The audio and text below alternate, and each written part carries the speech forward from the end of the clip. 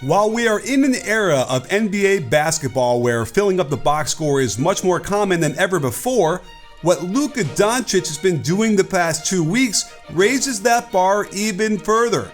He broke the record for consecutive 30-point triple-doubles, and I'm here to break down exactly how he's doing it and why he continues to inch closer to winning the argument for NBA MVP.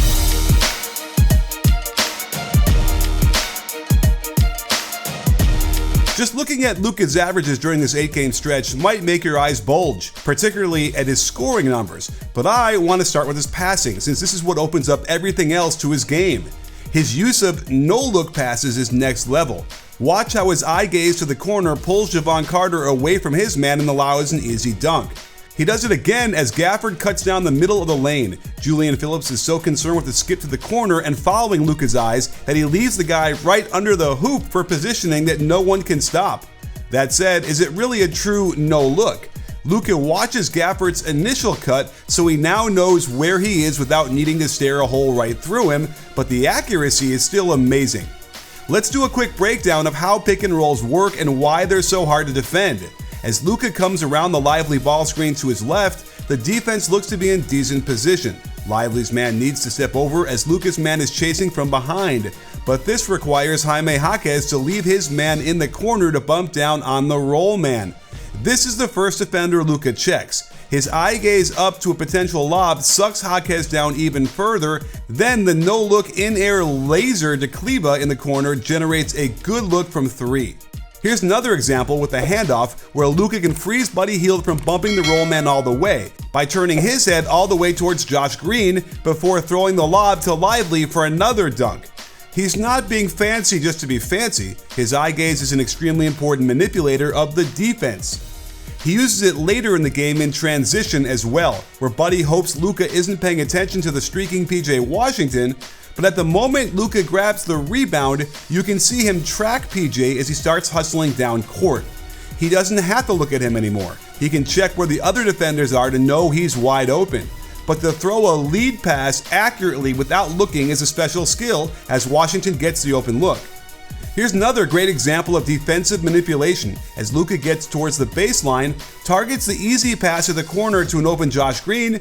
Watch how RJ Barrett takes the bait while Luka hovers in the air so he can fire this pass across his body right through the net on the numbers, so all Washington has to do is catch it and shoot it. He tortured Toronto with his passing all night, and this is my favorite. He short hops his gather, splits a double team. Scotty Barnes is worried about the Gafford cut and has no reason to think his man would ever get a pass back to the left corner. I mean, go back to the beginning. Luka never looks over to that side of the floor at all. He just knows the corner is filled because they always fill the corners. But the over-the-shoulder hook pass without even turning his head 1 degree in that direction is the kind of stuff we'd normally see in an all-star game, and Luka is out here making professionals look foolish multiple times a game. On this one, he might have tried to be fancy since there's no need for deception when Jaylen Brown is completely sleeping on Kyrie running in front of him. Speaking of Kyrie, you don't get this many triple-doubles without being able to just pass the ball to a scorer like him and just let him do his thing. I'm not even sure if we should count these as assists since Kyrie is doing all the work, but it certainly lets Luka get a little bit of rest where he can make a simple pass and let Irving put on a show. And that's a big part of what Luka is doing every night, putting on a show. So why not make money based off his performance? And that's where Sleeper comes in, the ultimate fantasy sports app. What's cool is that you can set your over-under picks before the game or do it live while it's happening. Just pick at least 2 players and whether they'll get more or less from a host of different stats, and you can win up to 100 times your money. We got a special deal tonight with Luka against the Warriors. You gotta go above that 27.5. Special deal there. Now we have Anthony Davis. I'm not so sure he's gonna grab that many points and rebounds combined against the Kings. And then Klay Thompson, probably not grabbing that many rebounds either. I'm going the under on those. And look, with $10, I can win almost $50 on Sleeper tonight. So you gotta get in there. Makes the game a lot more fun to watch and participate in.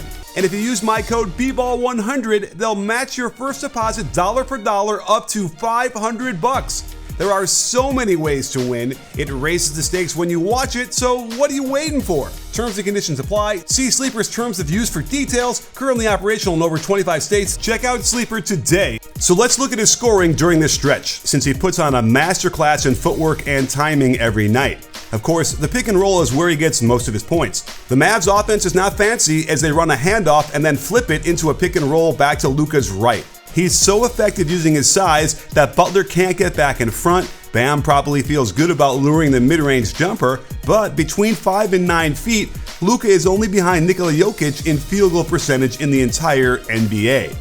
The most complicated the offense gets is a Spain or stack pick and roll, where Josh Green comes up to backscreen the ball screener's man. Doncic can't even shake Aaron Nesmith, but he's always under control, lets Nesmith fly by as he sidesteps the Euro floater fadeaway. You may notice that when Luka goes to his right, he almost always drives all the way to the hoop.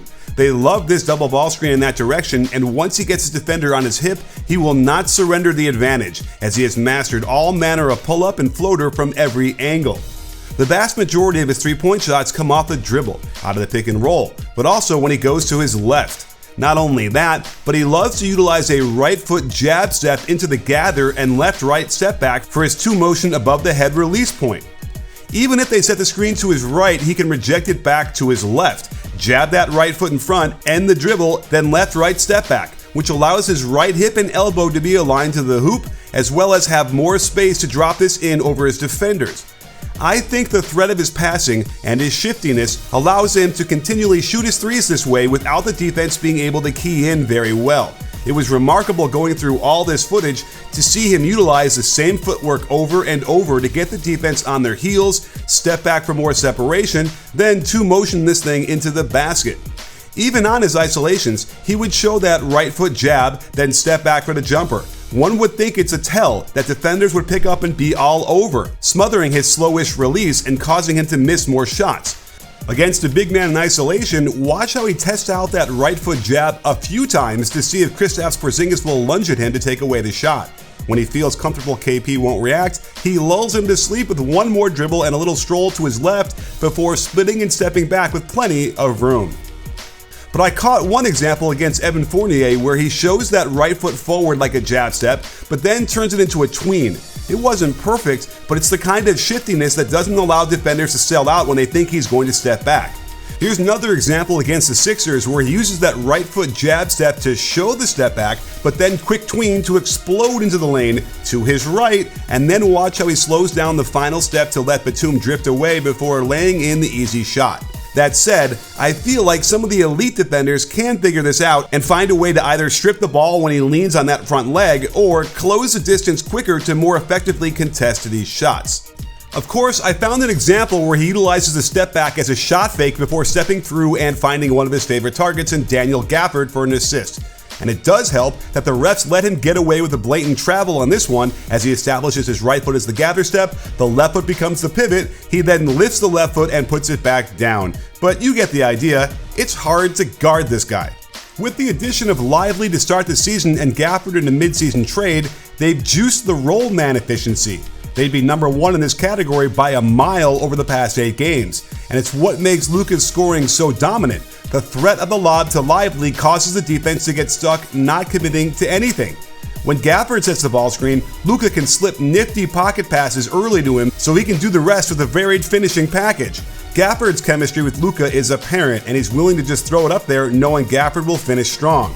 And Lively feeds off the gravity Luka commands coming around his ball screens. I like setting a pin away first for Luka to get his man trailing. This forces Andre Drummond to step up and stop the ball, leaving poor Javon Carter to just look up at a man a foot taller cram the ball through the ring. If you don't believe me about Luka's gravity, how about 3 defenders chasing into the sideline, Luka having his pick of wide open teammates, and this is how a player like Lively shoots 75% from the field. Oh, and Gafford is shooting even higher in his 13 games with the Mavericks by feeding off of Luka's vision and feel. So Luka is clearly a triple-double machine, and nailing 30-point triple-doubles might be the new norm with so many heliocentric offenses designed around one person. The Mavericks' offensive rating overall is ranked 6th in the league, and when Luka goes to the bench, their offense would rank near the bottom. Over the past 8 games, their offense has been almost unmatched, but they've only won 4 of those games against some low-quality opponents, and it's easy to see why. Their defense is one of the worst in the league. They struggle at all facets of defending, not enough pressure on the ball, can't keep the ball in front, and their weak side rotations can be almost non-existent. Of course, there are plenty of possessions where Luca is clearly at fault, and teams would be wise to just go at him mercilessly in the playoffs to either tire him out or get him into foul trouble. That said, when you're creating this much offense on a nightly basis, the overall net result is still in very positive territory.